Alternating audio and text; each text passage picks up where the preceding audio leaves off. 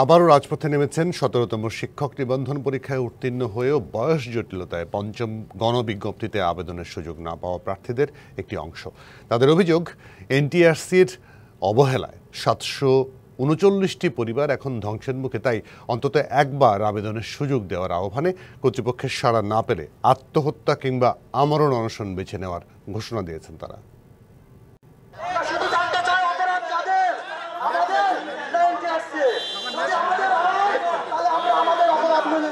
বেসরকারি শিক্ষক নিবন্ধন ও প্রত্যয়ন কর্তৃপক্ষ এনটিআরসি-এ ফল প্রকাশ করতে দেরি করায় সপ্তদশ শিক্ষক নিবন্ধন পরীক্ষায় চূড়ান্তভাবে উত্তীর্ণ হয়েও বয়সের কারণে পঞ্চম গণবিজ্ঞপ্তিতে আবেদন করতে পারছেন না ৭৩৯ জন চাকরি প্রার্থী।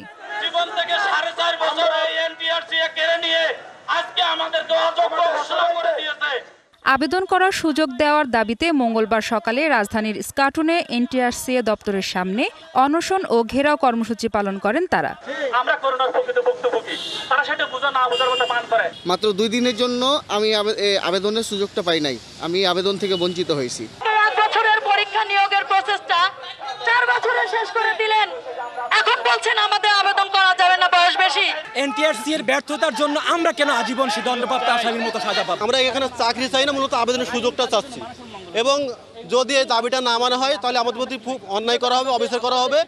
1 বছরের মধ্যে নিবন্ধন পরীক্ষার সব কাজ শেষ করার কথা থাকলেও এনটিআরসি 4 বছর নিয়েছে। এর মাশুল দিতে রাজি নন তারা। আন্দোলন চলবে, সেটা মানববন্ধন বলেন, অবস্থান বলেন, অনশন বলবেন, যতক্ষণ দাবি আদায় না হবে ততক্ষণ আমরা অনশন করব। আরো বৃহত্তর কর্মসূচি আমরা দিব, কারণ আমরা আমাদেরকে আইনের দোহাই দেয়, আইন কাজের জন্য হয়, মানুষের মঙ্গলের জন্য।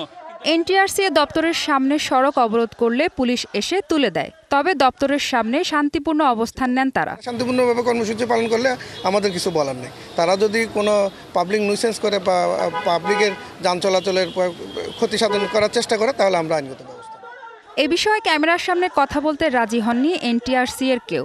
তবে এ নিয়ে বুধবার শিক্ষামন্ত্রীর সাথে আলোচনা করা হবে বলে আশ্বাস দিয়েছে কর্তৃপক্ষ। মাহফুজা বৃষ্টি, ডিবিসি নিউজ, ঢাকা।